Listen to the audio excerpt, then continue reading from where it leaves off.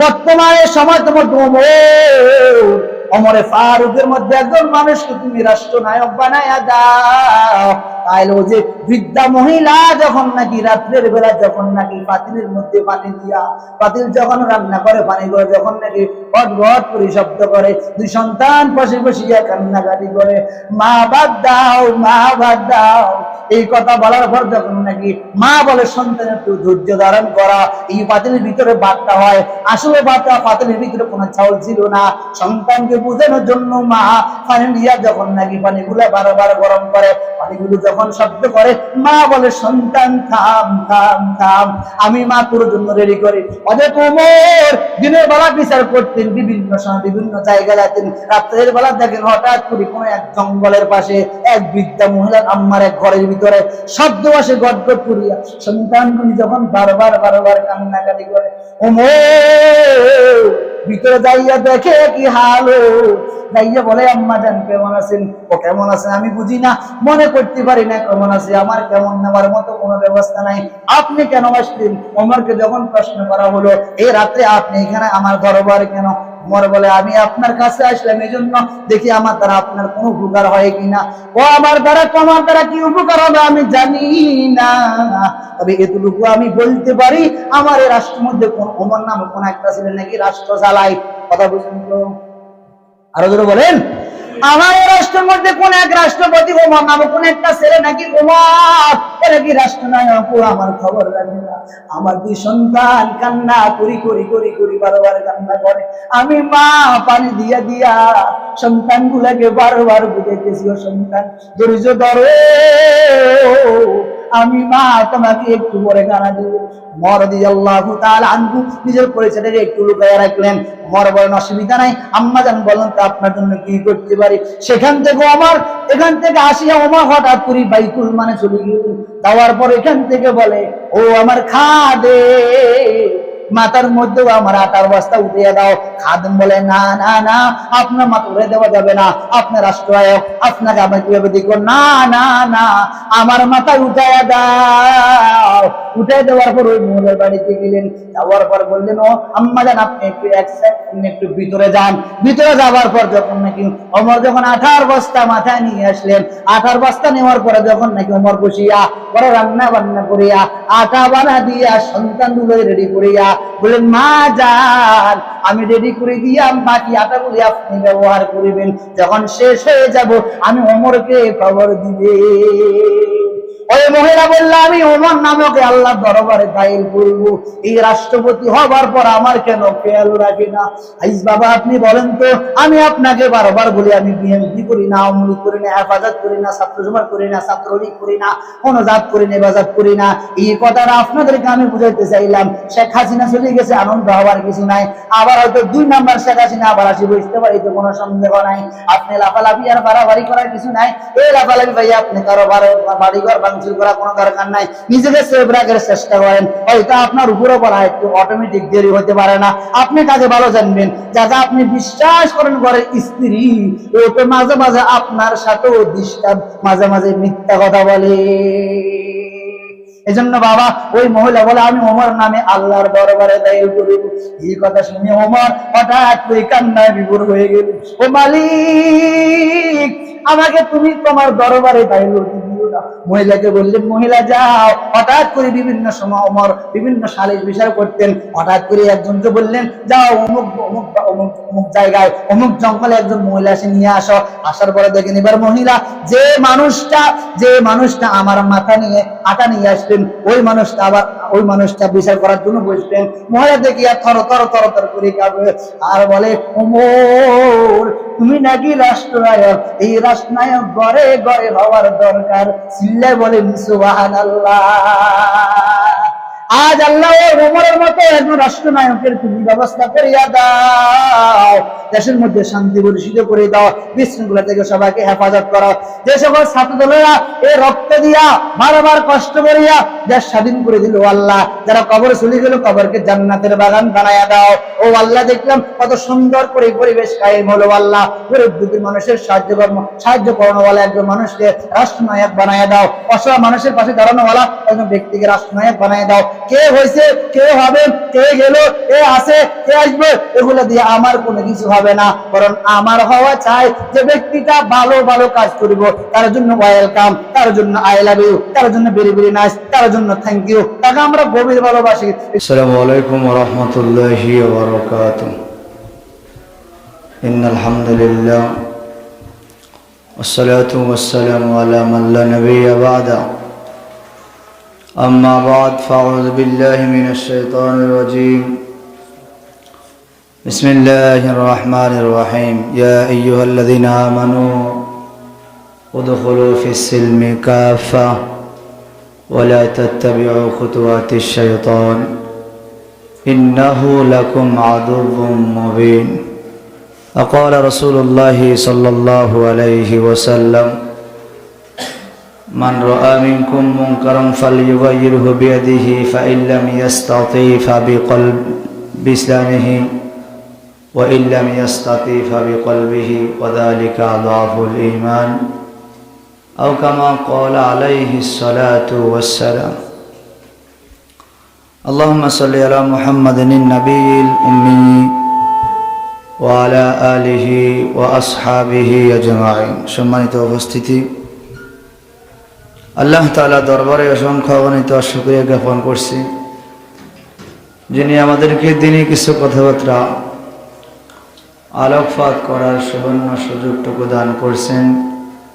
মহান আল্লাহ সুবহানাহু ওয়া তাআলার বড় এক হুকুম আদায়ার্থে আমাদেরকে আল্লাহ তাআলার ঘরে নিয়ে এসেছেন।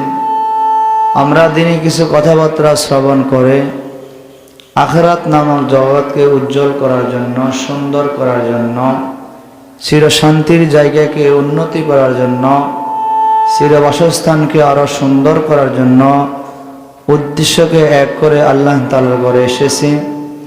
আমরা দিনই কথাবার্তাগুলো অত্যন্ত মনের কান দিয়ে শ্রবণ করব, যাতে করে আমাদের আমল করতে সুবিধা হয়, কথাগুলি বুঝতে সুবিধা হয়, মানতে বুঝতে সুবিধা হয়। আজ আমরা কথা বলবো ইনশাআল্লাহ তাআলা ইসলামের ভিতরে পরিপূর্ণ আশাটা কেমন মনে হয়, ইসলাম কি ও কেন। আল্লাহ তাআলা বলেন, ইয়া আইয়ুহাল্লাযীনা আমানু উদখুলু ফিস-সিলমি কাফা ওয়া লা তাত্তাবি'উ খুতুওয়াতিশ শাইতান ইন্নাহু লাকুম আদুউম মুবিন। আল্লাহ পাক রব্বুল আলামিন জানায়া দেন, ইয়া আইয়ুহাল্লাযীনা আমানু, হে ঈমানদারেরা, হে আল্লাহর খাঁটি বান্দারা, ও হে জাহান্নামকে বিশ্বাসকারীরা, ও জান্নাতকে বিশ্বাসকারীরা, পরকালীন জগৎ জাগাকে বিশ্বাসকারীরা, আল্লাহ তাআলাকে ভয়কারীরা, উদখুলু ফিস-সিলমি কাফা, ইসলামের ভিতরে পরিপূর্ণ প্রবেশ করো, ইসলামের ভিতরে পরিপূর্ণ আসো, ইসলামের ভিতরে পরিপূর্ণ প্রবেশ করো। উদখুলু ফিস-সিলমি কাফা, ইসলামের ভিতরে পরিপূর্ণ আসো। ওয়া লা তাত্তাবি'উ খুতুওয়াতিশ শাইতান, এরে বান্দা ও আল্লাহর গোলাম, ইসলামের ভিতরে যখন তুমি পরিপূর্ণ আসবা, ইসলামের ভিতরে পরিপূর্ণ আসতে গেলে তোমাকে মাথায় রাখতে হবে, ওয়া লা তাত্তাবি'উ খুতুওয়াতিশ শাইতান, ইসলামের ভিতরে যখন তুমি পরিপূর্ণ আসবা, ইসলামের ভিতরে পরিপূর্ণ আসতে গিয়ে শয়তানকে অনুসরণ করা যাবে না, শয়তানকে অনুকরণ করা যাবে না। কেন যাবে না? আল্লাহ বলেন, ইন্নাহু লাকুম আদুউম মুবিন। এজন্য শয়তানকে অনুসরণ করা যাবে না, অনুকরণ করা যাবে না। এরে আল্লাহর বান্দা, মাথায় রাখো, শয়তান তোমার জন্য বড় দুশমন, শয়তান তোমার চিরন্তন দুশমন। এই শয়তান কখনো চায় না একটা মানুষ আল্লাহওয়ালা হোক, এই শয়তান কখনো চায় না আল্লাহর বান্দা আল্লাহকে ডেকে ডেকে 5 ওয়াক্ত নামাজটা আল্লাহর হুকুম মতো সময় মতো আদায় করুক। শয়তান কখনো চায় না মানুষটা ভালো কাজ করে করে দুনিয়ার থেকে বিদায় হয়ে আখিরাতের ময়দানে যাক। শয়তান কখনো চায় না আল্লাহর এ বান্দিটা 5 ওয়াক্ত নামাজ কালাম পড়িয়া রমজান মাসে রোজা রাখিয়া লজ্জাস্থানের হেফাজত করিয়া স্বামীর আনুগত্য করিয়া জান্নাতি ওয়ালা হোক, এইটা শয়তান কখনো চাই না। শয়তান কখনো চাই না আল্লাহর বান্দাটা পাঞ্জাবি গায়ে দিয়ে নামাজ আদায় করুক, আল্লাহ তাআলাকে ভয় করুক। শয়তান কখনো চাই না মানুষটা মেসওয়াক করে নামাজ পড়ুক। শয়তান কখনো চাই না আল্লাহর বান্দা হাজারো কাজের ব্যস্ততাকে অপেক্ষা করিয়া আজান দেওয়ার পর বান্দা মসজিদে এসে আল্লাহ তাআলাকে সিজদা করুক। শয়তান কখনো চাই না মানুষ দিনের পথে চলুক, ভালো ভালো কাজগুলি করুক, দান সদকা বেশি বেশি করুক, আল্লাহ তাআলাকে বেশি বেশি করুক, স্মরণ করুক। শয়তানের কাজ হলো মানুষ যত গুনার কাজ করবে সে তত আনন্দ পাবে, মজা পাবে। এজন্য বাবা আল্লাহ বলেন, ইয়া আইয়ুহাল্লাযীনা আমানু, হে ঈমানদারেরা, উদখুলু ফিস সিলমি কাফা, ইসলামের ভিতরে পরিপূর্ণ আসো। ওয়ালা তাত্তাবিউ খুতুওয়াতিশ শাইতান, ইসলামের ভিতরে পরিপূর্ণ আসতে গিয়া শয়তানের অনুসরণ করা যাবে না, শয়তানের অনুকরণ করা যাবে না। ইন্নাহু লাকুম আদুউম মুবিন, কেন শয়তান তোমার চিরন্তন দুশমন। আল্লাহর হাবিব রাহমাতুল লিল আলামিন তিরমিজি শরীফের মধ্যে বলেন, قال رسول الله صلى الله عليه وسلم اغتنم خمسا قبل خمس شبابك قبل هرمك وصحتك قبل سقمك وغناك قبل فقرك وفراغك قبل شغلك وحياتك قبل موتك। আল্লাহর নবী, বিশ্ব নবী রাহমাতুল লিল আলামিন সাইয়্যিদুল মুরসালিন, আল্লাহর নবী ডেকে বলেন, আমার উম্মতের দল, ইগতানিম খামসান ক্বাবলা খামসিন, 5 জিনিস আসার আগে 5 জিনিসের মূল্যায়ন করো। 1 নাম্বার হলো শাবাবাকা ক্বাবলা হারামিক, 1 নাম্বার হলো বার্ধক্য হওয়ার আগে যৌবন কালকে মূল্যায়ন করো। 2 নাম্বার ওয়াসিহাতাকা ক্বাবলা সুকুমিক, অসুস্থ হওয়ার আগে সুস্থতাকে তুমি দাম দাও। 3 নাম্বার অগিনাকা ক্বাবলা ফাকরিক, দরিদ্রতা হওয়ার আগে তুমি ধনটাকে দাম দাও। 4 নাম্বার অফারাগাকা ক্বাবলা শুগুলিক, ব্যস্ততা হওয়ার আগে অবসর সময়কে মূল্যায়ন করো। 5 নাম্বার ও হায়াতাকা ক্বাবলা মৌতিক, মৃত্যুবরণ করার আগে জীবনকে তুমি দাম দাও, মূল্যায়ন করো। আজ বলেন তো, আমার 60 বছর বয়স, আমার জীবনের কি মূল্য আছে? আজ বলেন তো, আমার 50 বছর বয়স হয়ে গেল, আমার জীবনের কি দাম আছে? আজ বলেন তো, আমার বয়স 30 বছর, আমার জীবনের কি মূল্যায়ন আমার কাছে আছে? আজ বলেন তো, আমি যে মেম্বরে বসে দীর্ঘ 10 বছর কথা বলি অথবা 20 বছর আমি কথা বলি, এই মেম্বরের কতটুকু হক আমি আদায় করেছি? যে বাজাহারা মেম্বরে বসে, স্টেজে বসে, গদির মধ্যে বসিয়া, চেয়ারের মধ্যে বসিয়া কথা বলে, ওরা কতটুকু চেয়ারের হক আদায় করেছে, মেম্বরের হক আদায় করেছে, ওরা গদির কতটুকু হক আদায় করেছে? আল্লাহ তাআলার দরবারে এগুলিরও জবাব দেওয়া লাগবে। এই জন্য বাবা, দুনিয়ার জীবনকে কোনোভাবে কোনো রকম কাটাই দিলে চলবে না, বরং এমন এক সময় আসবো, আজকে যদি সূর্য না উঠার না ডুবে তেমন কিছু হবে না, তবে মাথায় রাখতে হবে আমি আল্লাহর গোলাম, মালিকের সামনে গেলে আমাকে আল্লাহ তাআলা দরবারে পুঙ্খানো সব হিসাব নিকাশ দেওয়া লাগবে। কুলিল্লাহুম্মা মালিকাল মুলকি তুতিল মুলকা মান তাশা ওয়া তুইজ্জু মান তাশা ওয়া তুযিল্লু মান তাশা বিয়াদিকাল খায়র ইন্নাকা আলা কুল্লি শাইইন কাদির। আল্লাহ তাআলা বলেন, কুলিল্লাহুম্মা, হে নবী আপনি জানায়া দেন, মালিকাল মুলকি তুতিল মুলকা মান তাশা ওয়া তুইজ্জু মান তাশা ওয়া তুযিল্লু মান তাশা বিয়াদিকাল খায়র ইন্নাকা আলা কুল্লি শাইইন কাদির। ইজ্জতের মালিক আমি আল্লাহ, বেইজ্জতের মালিক আমি আল্লাহ, সম্মান দেওয়ার মালিক আমি আল্লাহ, সম্মান থেকে বঞ্চিত করার মালিক আমি আল্লাহ। এরে বান্দা মাথায় রাখিও, কুলিল্লাহুম্মা মালিকাল মুলকি তুতিল মুলকা মান তাশাউ ওয়া তুযিল্লু মান তাশাউ ওয়া তুইজ্জু মান তাশাউ ওয়া তুযিল্লু মান তাশাউ বিয়াদিকাল খায়র ইন্নাকা আলা কুল্লি শাইইন কদির। আল্লাহ পাক রব্বুল আলামিন বলেন, দুনিয়ার মানুষ আমি আল্লাহ ইজ্জত দিতে পারি, বেইজ্জত করতে পারি।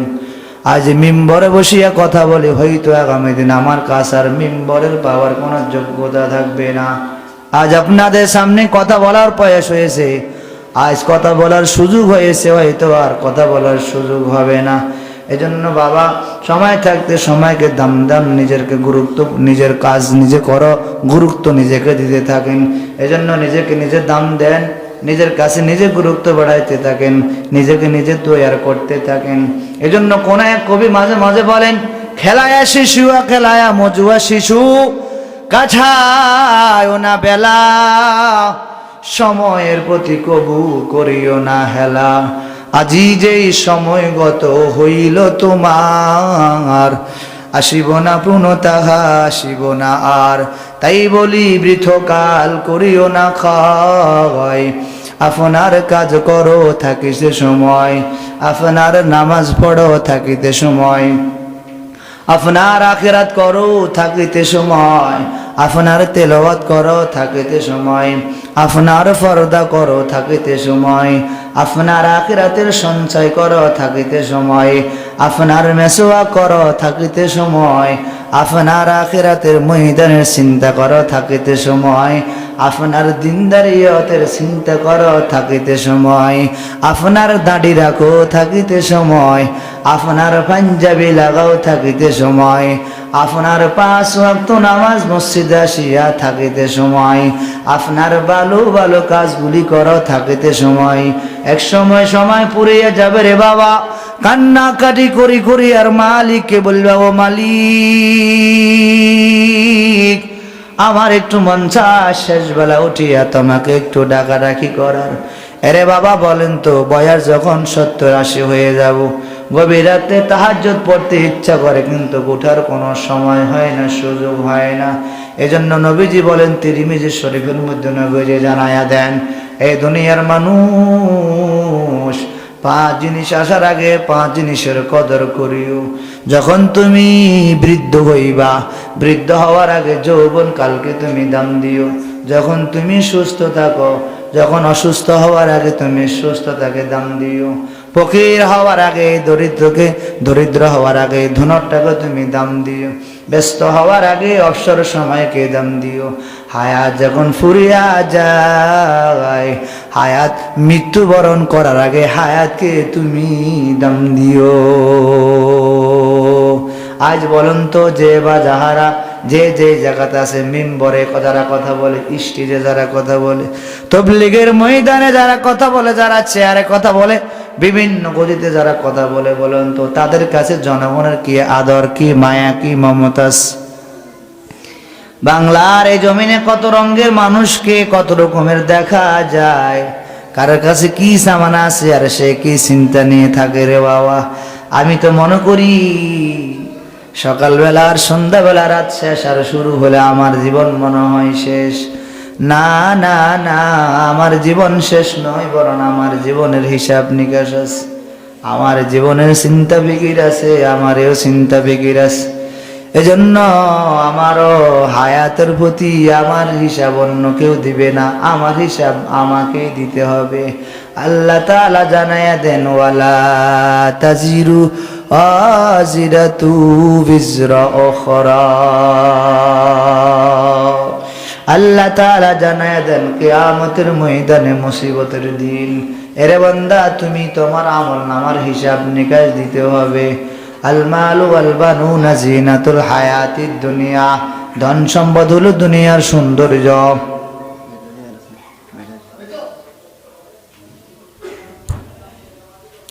ব্যাটারি তাহলে হাতে মনে মোবাইল চুরি করতে হবে, ব্যাটারি চার্জ না কেন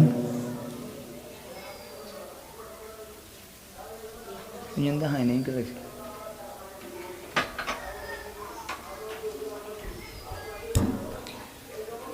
আল্লাহ তাআলা বলেন ওয়ালা তাজিরু ওয়াজিরাতুন বিজরা উখরা, এরে বান্দা কিয়ামতের ময়দানে কেউ কারো বোঝা বহন করবে না।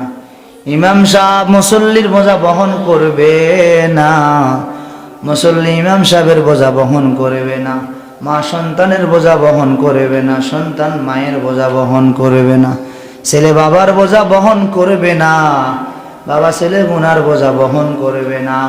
আল্লাহ বলেন আল মাল ওয়াল বানুনা জিনাতুল হায়াতিদ দুনিয়া, ধন সম্পদে সন্তান সন্ততি দুনিয়ার সৌন্দর্য। কারণ যে গাছে ফল নাই ওই গাছের কোনো দাম নাই, যে সন্তান যার কাছে সন্তান নাই তার কোনো দাম মানুষ দেয় না, তাকে মানুষ খারাপ ভাষায় কথা বলে। আল্লাহ বলেন এগুলি দুনিয়ার সৌন্দর্যের জন্য আমি আল্লাহ দিয়ে দিলাম, অতএব দুনিয়ার সৌন্দর্য পায়া আমি আল্লাহ তাআলাকে কখনো কোনোদিন ভুলা যাবে না। এজন্য তৈয়ার করেন, নিজেকে পরিবর্তন করেন, এমন জীবন করিবে গঠন, মরলে তুমি কাঁদিবে ভুবন। এমন এক হালো জিন্দগির, এমন এক অবস্থা, আমাদের ভিতরে কোনো পরিবর্তন আর পরিবর্তন দেখা যায় না।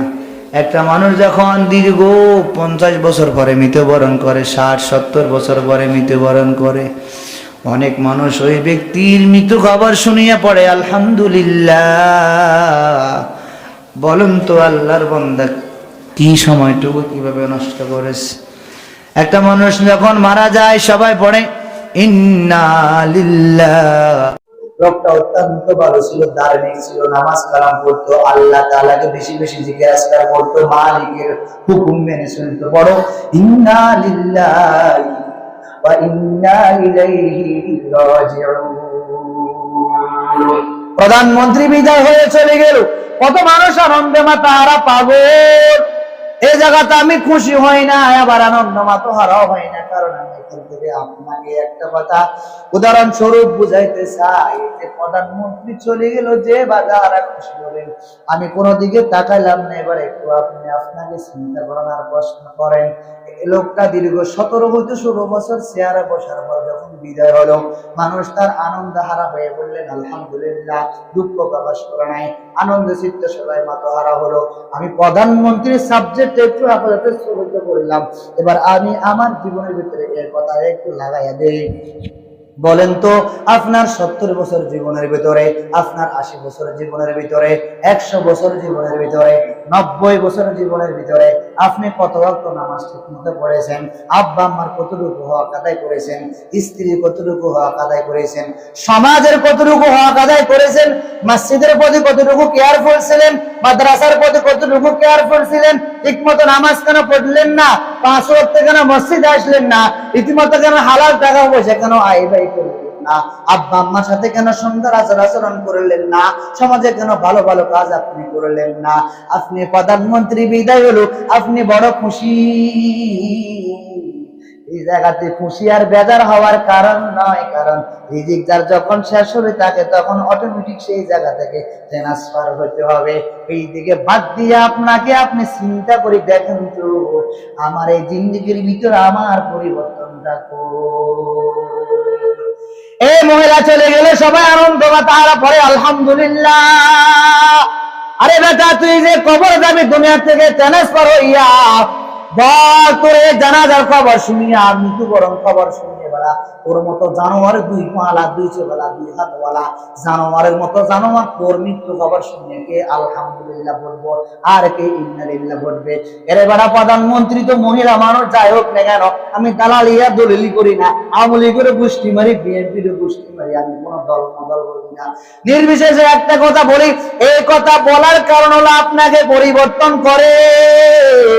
কারণ আপনি তো যদি চিন্তা করেন 16 বছর প্রতি বসিয়ে যদি বিদায়কালীন মানুষ আলহামদুলিল্লাহ বলে, আপনি 32 বছরওয়ালা মানুষ, 50 বছরওয়ালা মানুষ, 70 বছরওয়ালা মানুষ, আপনি যখন বিদায় হয়ে যান, সন্তান থেকে বলে ইমাম সাহেব আমার আব্বা একটু মাইকে খবর লাগা।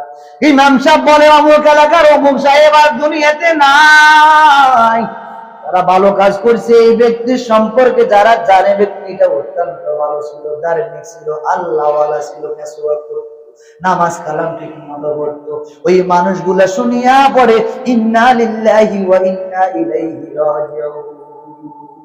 আজ আমরা যারা ঠিক মতো নামাজ কালাম পড়ি না, আল্লাহ তাআলা কি ভয় করি না, নবীর আদর্শ মানি না, ভালো ভালো কাজগুলি করি না, হক হালাল মানি না, ভালো কাজ করি না, সমাজে আমরা ভালো প্রতিষ্ঠিত আমরা করতে যাই না, ভালো কোনো কাজ আমরা করতে যাই না, মসজিদের প্রতি কেয়ার নাই, মাদ্রাসার প্রতি কেয়ার না, গরিব অসহায় মানুষের প্রতি কোনো ভূমিকা আমাদের নাই।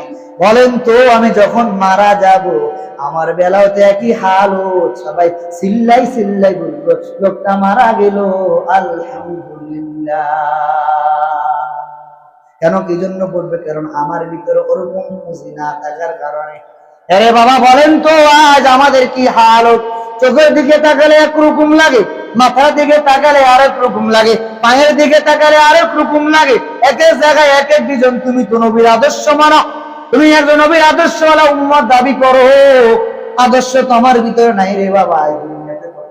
খুশি খুশি খুশি। আমি মাঝে মাঝে বলি যারা দীর্ঘদিন চেয়ারে বসিয়া চেয়ারের হক আদায় করতে পারে না, তুমি আল্লাহ এদের বিচার করিও। যারা এলাকাতে মেম্বরি করে, যারা এলাকাতে চেয়ারমনি করিয়া মানুষের হক নষ্ট করেছে, আল্লাহ ঘাট করে এই জানোয়ার গুলোর আল্লাহ তুমি বিচার করিও। তারা দীর্ঘদিন চেয়ারে বসিয়া বসিয়া মানুষের দুঃখ বোঝে নাই, গরিব মানুষের গরিবত্ব বোঝে নাই, অসহায় মানুষের পেছনে সংগ্রাম দেয় না। আল্লাহ তুমি এদের বিচার পরিপূর্ণভাবে করিও। আর যারা আবার বসবে যদি অন্যায় করে, লাইটটাই তুমি চেয়ার থেকে বিদায় করিও। অনেক মানুষ মাঝে মাঝে বলে ইমাম সাহেব ভালো লাগে না, বিদায় করে ওকে কেন? ইমাম সাহেব প্রতি বৃহস্পতিবারে বাড়িতে যায়, হঠাৎ করে এক মুসল্লি বলে আচ্ছা বুঝলাম ইমাম সাহেব প্রতি বৃহস্পতিবারে বাড়িতে যায়, তো আর একজন ইমাম সাহেব যে নিয়োগ দিবে যদি উনি প্রতিদিন বাড়িতে যায় তখন আপনি কি করবে? ছোট ছোট খাল তাই ওরা মাঝখান তাল তাই গরিবের না। হায় হায়, দুনিয়াটা একই রঙে রঙে রঙে রঙে চললে মাঝখান দিয়ে অশান্তি হোক আমরা বলবো। যাই হোক, ওদিকে যাওয়ার কোনো দরকার নাই। রাজনৈতিক আর রাজনীতিক আমার কোনো প্ল্যান প্রোগ্রাম না। কারণ আমি 2012 সালে যদি ভোটার হই, আল্লাহ মাফ করা 24 সাল বিদায়ের পথে 25 সাল ভাই দারবান্দে, এখনো কাউকে ভোট দেওয়ার মতো কোনো সুযোগ হয় নাই, মনে হয় না আর সামনেও কাউকে ভোট দেওয়া যাবে কিনা। কারণ সবাই জায়গার পাগল, চেয়ারের পাগল, গদির পাগল। আর গদিতে বসলে কি করনি এটার পাগল কেউ নয়, চেয়ারের পাগল, চেয়ারে বসলে কি করনি এটার পাগল কেউ না। মাঝি হওয়ার জন্য সবাই পাগল, কিন্তু মাঝির যে একটা দায়িত্ব আছে এটার জন্য সে পাগল নয়। ডাইভিং করতেছে পাগল, কারণ ডাইভিং এর যেটা রুল আছে, নিয়ম আছে, এটার জন্য সে পাগল নয়। মাত্র চালাও, আমাকে একটু ডাইভিং করতে দে, দরবারা ডাইভিং কর। ডাইভিং না শিখিয়া ডাইভিং এর জন্য পাগল, হঠাৎ করে রাস্তার বাইরে চলে গেল। এখন যারা চেয়ারের জন্য পাগল, চেয়ারে বসলে কি করতে হবে এটার জন্য পাগল নয়।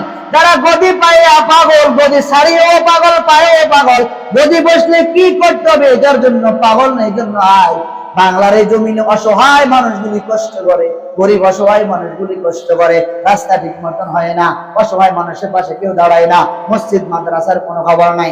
স্কুলের দিকে তাকান তো, এক এক স্কুলের কি অবস্থা, ছাত্র নাই 5টা, এক এক কলেজের কি অবস্থা, ছাত্র নাই 10টা, এক এক প্রাইমারি দিকে তাকান, কয়েক বিল্ডিং করে কয়েক তলা বিল্ডিং করে রাখলো, ছাত্র নাই 10টা, শিক্ষক আছে 5টা, ছাত্র আছে 3টা, কোনো লেখা নাই পড়া নাই, হাট্টি মাটিন টিম একদমার বাগদুম দিয়ে দিয়ে সময় নষ্ট করে। যেখানে বাস্তব দিন শিক্ষা করা হয়, যেখানে বাস্তব দিনের কোনো আদান প্রদান করা হয়, রিসার্চ করা হয়, প্র্যাকটিস করা হয়, ওই ধর্মের প্রতি কোনো খেয়াল নাই, মাদ্রাসার প্রতি কোনো খেয়াল নাই, মসজিদের প্রতি কোনো খেয়াল নাই। গরিবের অসহায় মানুষের মমিনদের কেন্দ্রস্থল হলো মাদ্রাসা, মমিনদের কেন্দ্রস্থল হলো শান্তির জায়গা হলো মসজিদ। আজ মাদ্রাসার মসজিদের কোনো ভূমিকা নাই, মাদ্রাসার কোনো ভূমিকা নাই, গরিব মানুষের কোনো ভূমিকা নাই, অসহায় মানুষের কোনো ভূমিকা নাই। যারা খাচ্ছে আরো খাও, যারা খানো ওরা উপবাস বাড়ির দিকে চলে যাও। দুনিয়ারে কি হাল, মনে হয় আমি গত জুমা বলছিলাম, এরা দুনিয়াতে টাকাওয়ালা পয়সাওয়ালা, ওদের বাড়িতে সবাই যায়, দাওয়াত দিলে সবাই যায়, মেহমান ওরা মেহমান হয়, ওরা আবার মাঝে মাঝে মেজমান হয়। অসহায় আর গরিব মানুষ যারা, ওরা কোনো দিক থেকে পায় না, ওরা আল্লাহকে বলে আল্লাহ আমি তো দুনিয়ার কিছু পেলাম না। আল্লাহ বলে বান্দা অত অত অসহায় হওয়ার কোনো কারণ নাই, কারণ দুনিয়াতে যার কেউ নাই, মাথায় রাখতে হবে তার জন্য আমি আল্লাহ যথেষ্ট। সুবহানাল্লাহ বলে। আমি রাজনীতি করতে পারি না, বুঝিও না, রাজনৈতিক মনে হয় ফ্যামিলি থেকে করো না, করার পরিবেশও নাই। যাই হোক, আজ যারা রাজনৈতিক পায়া বাড়িঘর লাফালাফি করেন, বাড়িঘর ভাঙ্গের, মানুষের মনে কষ্ট দেন, হাহা করেন, লাফালাফি করেন, পারাবাড়ি করেন, মাথায় রাখবেন আপনি যখন মারা যাবেন এই সমাজের মানুষ আপনাকে দাফন দিবে। আপনি যখন মারা যাবেন এই সমাজের মানুষ আপনাকে কবর দিব। আপনি যখন মারা যাবেন এই সমাজের মানুষ আপনার জানাজায় অংশগ্রহণ করবে। আপনি যখন মারা যাবেন এই সমাজের মানুষ আপনাকে দাফন কাফন করাবে, গোসল দিবে। অতএব সামান্য রাজনৈতিক করে যারা বড় বড় টাকাওয়ালা আর পয়সাওয়ালারা, ওরা চেয়ার পাইবো, চেয়ারে বসিয়া বসিয়া হুকুম দিব আমরা পাগল দর পাবো, মাথা নিচু করিয়া করিয়া হুকুমগুলি মানতে আমরা বাধ্য। কারণ হঠাৎ করি বললে মসজিদে তালা লাগাও, মাদ্রাসায় তালা লাগাও। এখন যারা লাফালাফি করে বলেন তো আপনার লাফালাফি কিছু করতে পারিবেনি, কোনোদিন কখনো সম্ভব নয়, আপনি কখনো কিছু করতে পারবেন না। অতএব কেউ আসছে আর কেউ গেছে, এটা নিয়ে খুশি হওয়ার কোনো বিষয় নয়, আনন্দিত মাতাহারা হওয়ারও কিছু নয়। তবে আপনি চিন্তা করেন যারা বিদায় নিয়ে সসম্মানে চলে গেল, আল্লাহ ওদেরকে তুমি হেদায়েত দান করো। যারা আবার দুনিয়াতে আবার নতুন করে কৃতিকর্ম শুরু করবে, নতুন করে চেয়ারে যারা বসতে চায়, আল্লাহ ওদেরকে জনগণের সেবক হবার তৌফিক দান করো। সিল্লা বলেন আমিন। আর বলেন আমিন। এখন আমরা কেন রাজনীতি করি না? হঠাৎ এক বান্দা প্রশ্ন করে, ইমাম সাহেব বলুন তো আপনি কি আওয়ামী লীগ নাকি বিএনপি নাকি 17 না 18 দল নাকি হেফাজত না অন্য জাত, কোন জাত না জাত না বেজাত? আমি বললাম আমি কোন জাত না বেজাত না, আওয়ামী লীগ না বিএনপি না, আমি এই পার্টিও না সেই পার্টিও না, 17 দল না 20 না 22 না, আমি এমন এক দল করি যেই দলে মানুষের উপকার হয়, দেশের উপকার হয়, দশের উপকার হয়, জাতির উপকার হয়, ধর্মের উপকার হয়, রাষ্ট্রের উপকার হয়, সমাজের উপকার হয়, গরিব মানুষের উপকার হয়, অসহায় মহিলাদের উপকার হয়, অসহায় মানুষদের উপকার হয়। যারা এটাকে সাবেক করে, ভালোবাসে, দেশকে ভালোবাসে, রাষ্ট্রকে ভালোবাসে, গরিব মানুষকে ভালোবাসে, রাস্তাঘাট করে, অসহায় মানুষের পাশে দাঁড়ায়, মসজিদ মাদ্রাসার প্রতি কেয়ারফুল করে, ওরা যারা সাবেক করে আমিও তাদেরকে সাবেক করি। সিল্লাই বলেন আলহামদুলিল্লাহ। এই হলো আমাদের রাজনৈতিক শুকরিয়া জ্ঞাপন করেছি যারা আমাদের ডক্টর আফরমা খরাতকে সরকার উপদেষ্টা বানায় দিল। আল্লাহ ওদেরকে তুমি হায়াতের মধ্যে বরকত দান করেন। সিল্লা বলেন আমিন। আমরা হুজুর কি রাজনীতি কি বুঝি না এমন চালো। আপনি কি মনে করেন আমি পিড়াপিড়ি করতে পারি না? ভুল কথা। আপনি কি মনে করেন আমি আপনাকে লাথি মারতে পারবো না? ভুল কথা। আপনি কি মনে করেন আপনার ঘাট ধরে লাথি মারতে পারবো না? সামান্য ভুল কথা। আমরা হুজুর এটা যা পারি দুনিয়াতে এটা কোনো জাতি আর পারে না।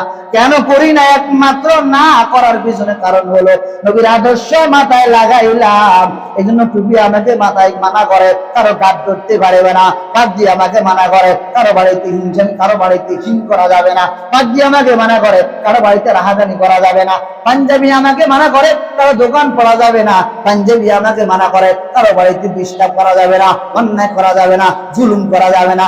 আপনি ভাবিয়েন না যে আমি পাঞ্জাবি গায়ে দিয়া মারামারি করতে পারি না, নো নেভার। আপনি ভাবিয়েন না যে আমি পাঞ্জাবি গায়ে দিয়া রাষ্ট্র বুঝি না, নো নেভার। আপনি ভাবিয়েন না যে আমি পাঞ্জাবি গায়ে দিয়া রাষ্ট্র পরিচালনা করার মতো আমার কাছে ক্যাপাসিটি নাই, নো নেভার। বরং আমরা যারা যতটুকু করি আর চিন্তা করি আর ভাবনা করি, রাজনীতি আমরা ওলামায়ে কেরাম করতে পারি, দুনিয়ার পৃথিবীর কোন মানুষ কখনো এই জাতীয় রাজনীতিকের নমুনা দূরের কথা রাজনীতি করার মতন ফ্লান প্রধান কখনো কল্পনাও করবে না। কারণ সবাই তো সুরের দর সুর, রাস্তা টাকা মানে গা, গরিবের টাকা মানে গা, সুর আল জুরি, ডাল জুরি, জাম জুরি, এই চুরি করতে করতে করতে করতে এবার ফাইন মধ্যে রড ঢুকো, ভিতরে এবার ফার্ম দাও, ওখান দিয়ে আবার ফার্ম দাও। এগুলো আমি নিজেও চলে দেখলাম আর মাঝে মাঝে কান্না কান্না করি করি বললাম, ও আল্লাহ এই রাস্তা দিয়ে কত মানুষ যাতায়াত করে, প্রত্যেকটা মানুষ হাঁটার বলে আল্লাহ এদের উপরে তুমি আযাব দাও, এদেরকে তুমি শাস্তি দাও, এদেরকে তুমি বড় মুসিবত দাও। কেন?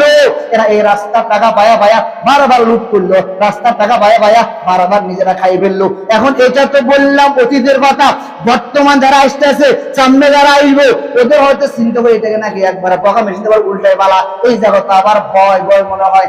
দেখলাম শেখ মুজিবুরের বিভিন্ন জায়গা বিভিন্ন দেখলাম মূর্তি সোনার জায়গা দেখলাম বকা মেশিন দিয়া দিয়া ফালাই দেয়। আবার চিন্তা করি কোন দিন আবার শেখ মুজিবুর রহমান ছবি লাগা দিয়া আরেকবার আয় ওইটা আবার বকা মেশিন দিয়ে ফালাই দেয়। কোন দেশে বসবাস করি আর কোন জাতির মধ্যে বসবাস করি, শান্তি কোথাও নাই। কারণ শান্তির ভিতরে মানুষ আসতে চায় না। আমরাও তো একই হালত মিয়া।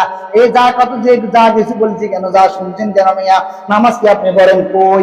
মসজিদে কি আপনি ঠিক মতন আসেন কই? আপনি কি রাষ্ট্র সমাজ কিছু চিন্তা করেন কই?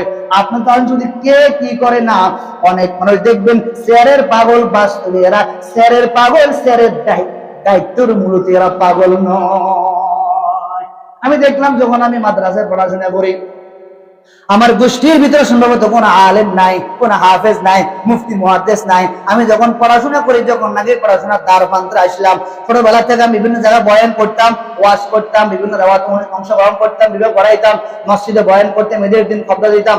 এগুলো যখন আমার এলাকার মুরব্বি দেখতো, আমাদের সমাজের মানুষ দেখতো, দেখার পর বাতিজা হাফেজ হয়, বাগিনা হাফেজ হয়ে গেছে, মাদ্রাসায় পড়ে, আলেম হইতে আছে, মুফতি হইতে আছে, মুহাদ্দিস হইতে আছে, কারি হইতে আছে, ওই দেখা শুরু হলো।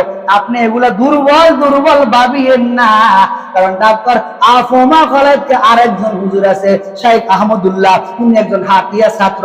ওনাকে প্রথম সরকারের উপদেষ্টা হিসেবে গ্রহণ করেছিলেন। উনি বলে না আমি করব না, বরং আমি একজন মানুষকে সিলেকশন করেছি, ডক্টর আফমা খালেদকে আপনারা সিলেকশন করেন। দেখলাম উনি মোটামুটি শপথ করলো।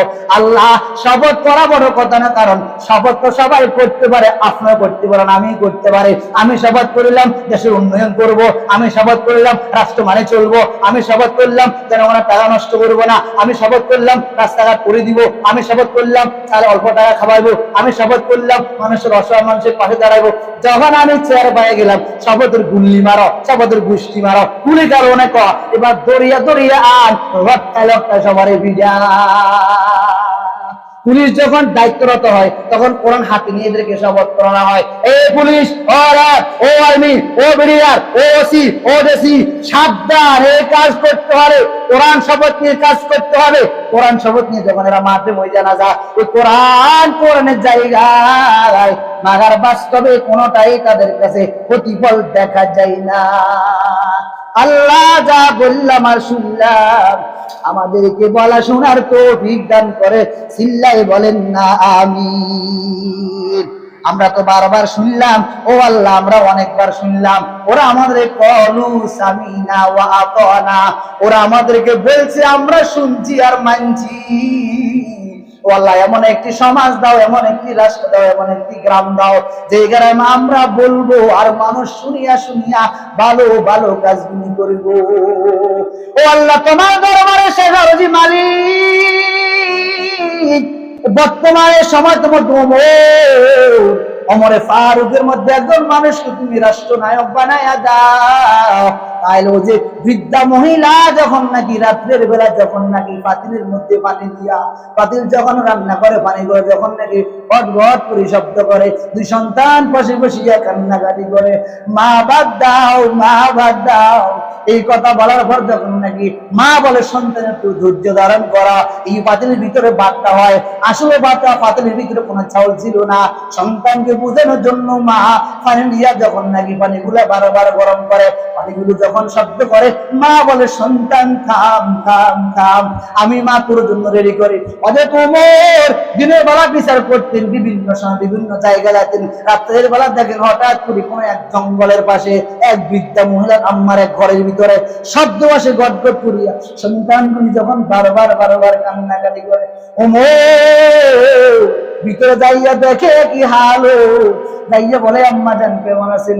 ও কেমন আছেন আমি বুঝি না, মনে করতে পারি না কেমন আছে, আমার কেমন নেওয়ার মতো কোনো ব্যবস্থা নাই, আপনি কেন আসলেন? ওমরকে যখন প্রশ্ন করা হলো, এই রাত্রে আপনি এখানে আমার দরবারে কেন? ওমর বলে, আমি আপনার কাছে আসলাম এই জন্য দেখি আমার দ্বারা আপনার কোনো উপকার হয় কিনা। ও আমার দ্বারা কি উপকার হবে আমি জানি না, তবে এতটুকু আমি বলতে পারি, আমার এই রাষ্ট্রের মধ্যে কোন ওমর নামে কোন একটা ছিলেন নাকি রাষ্ট্র চালায়। কথা বুঝলেন তো? আরো ধরে বলেন, আমার রাষ্ট্রের মধ্যে কোন এক রাষ্ট্রপতি ওমর নামে কোন একটা ছেলে নাকি ওমর নাকি রাষ্ট্রনায়ক, আমার খবর রাখে না। আমার দুই সন্তান কান্না করি বারবার কান্না করে, আমি মা পানি দিয়া সন্তান গুলাকে বারবার বুঝাইতেছি, ও সন্তান ধৈর্য ধরো, আমি মা তোমাকে একটু পরে খানা দিব। ওমর রাদিয়াল্লাহু তাআলা আনহু নিজের পরিচয়টাকে একটু লুকিয়ে রাখলেন। ওমর বলেন অসুবিধা নাই, আম্মা জান বলেন তো আপনার জন্য কি করতে পারি। সেখান থেকে এখান থেকে আসিয়া ওমর হঠাৎ করে বাইতুল মানে চলে গেলেন। যাওয়ার পর এখান থেকে বলে, ও আমার খাদে, মাথার মধ্যেও আমার আটার বস্তা উঠিয়ে দাও। খাদেম বলে, না না না, আপনার মাথা উঠে দেওয়া যাবে না, আপনার রাষ্ট্রায়ক, আপনাকে আমরা কিভাবে দেখবো? না না না, আমার মাথায় উঠাইয়া দাও। উঠে দেওয়ার পর ওই মহিলার বাড়িতে গেলেন। যাওয়ার পর বললেন, ও আম্মা জান আপনি একটু ভিতরে যান। ভিতরে যাওয়ার পর যখন নাকি ওমর যখন আঠার বস্তা মাথায় নিয়ে আসলেন, আঠার বস্তা নেওয়ার পরে যখন নাকি ওমর বসিয়া পরে রান্না বান্না করিয়া আটা বানা দিয়া সন্তানগুলো রেডি করিয়া বললেন, মা যান আমি রেডি করে দিয়া বাকি আটাগুলি আপনি ব্যবহার করিবেন, যখন শেষ হয়ে যাব আমি ওমরকে খবর দিবে। ওই মহিলা বলল, আমি ওমর নামকে আল্লাহ দরবারে দায়ের করব। এই রাষ্ট্রপতি হবার পর আমার কেন খেয়াল রাখে না? আইস বাবা আপনি বলেন তো, আমি আপনাকে বারবার বলি আমি বিএনপি করি না, আওয়ামী লীগ করি না, হেফাজত করি না, ছাত্র সমাজ করি না, ছাত্রলীগ করি না, কোন জাত করি না, হেফাজত করি না। এই কথাটা আপনাদেরকে আমি বুঝাইতে চাইলাম। শেখ হাসিনা চলে গেছে, আনন্দ হওয়ার কিছু নাই। আবার হয়তো 2 নাম্বার শেখ হাসিনা আবার আসি বুঝতে পারি, তো কোনো সন্দেহ নাই। আপনি লাফালাফি আর বাড়াবাড়ি করার কিছু নাই। এই লাফালাফি ভাই আপনি কারো বাড়িঘর ভাঙচুর করা কোনো দরকার নাই। নিজেকে সেভ রাখার চেষ্টা করেন, হয়তো আপনার উপরে বলা একটু অটোমেটিক দেরি হতে পারে না। আপনি কাজে ভালো জানবেন, যাকে আপনি বিশ্বাস করেন ঘরের স্ত্রী, ও তো মাঝে মাঝে আপনার সাথেও ডিস্টার্ব, মাঝে মাঝে মিথ্যা কথা বলে। এজন্য বাবা ওই মহিলা বলে, আমি ওমর নামে আল্লাহর দরবারে দায়ের করিব। এই কথা শুনে ওমর হঠাৎ করে কান্নায় বিভোর হয়ে গেল। ও মালিক, আমাকে তুমি তোমার দরবারে দায়ের দিও না। মহিলাকে বললেন, মহিলা যাও। হঠাৎ করে বিভিন্ন সময় ওমর বিভিন্ন সালিশ বিচার করতেন। হঠাৎ করে একজনকে বললেন, জায়গায় অমুক জঙ্গলে একজন মহিলা এসে নিয়ে আসো। আসার পরে দেখেন এবার মহিলা যে মানুষটা আমার মাথা নিয়ে আটা নিয়ে আসতেন, ওই মানুষটা বিচার করার জন্য বসতেন। মহিলা দেখিয়া থর করে কাঁপে আর বলে, ওমর তুমি নাকি রাষ্ট্রনায়ক, এই রাষ্ট্রনায়ক ঘরে ঘরে হওয়ার দরকার। চিল্লায় বলেন সুবহানাল্লাহ। আজ আল্লাহ ওমরের মতো একজন রাষ্ট্রনায়কের তুমি ব্যবস্থা করিয়া দাও। দেশের মধ্যে শান্তি পরিষিত করে দাও, বিশৃঙ্খলা থেকে সবাইকে হেফাজত করো। যে সকল ছাত্র দলেরা এই রক্ত দিয়া বারবার কষ্ট করিয়া দেশ স্বাধীন করে দিল আল্লাহ, যারা কবর চলে গেল কবরকে জান্নাতের বাগান বানাইয়া দাও। ও আল্লাহ, দেখলাম কত সুন্দর করে পরিবেশ কায়েম হলো আল্লাহ। গরিব দুঃখী মানুষের সাহায্য করানোওয়ালা একজন মানুষকে রাষ্ট্রনায়ক বানাইয়া দাও। অসহায় মানুষের পাশে দাঁড়ানোওয়ালা একজন ব্যক্তিকে রাষ্ট্রনায়ক বানাইয়া দাও। কে হয়েছে, কে হবে, কে গেল, কে আসে, কে আসবে, এগুলো দিয়ে আমার কোনো কিছু হবে না। বরং আমার হওয়া চাই যে ব্যক্তিটা ভালো ভালো কাজ করব, তার জন্য ওয়েলকাম, তার জন্য আই লাভ ইউ, তার জন্য ভেরি ভেরি নাইস, তার জন্য থ্যাংক ইউ, তাকে আমরা গভীর ভালোবাসি।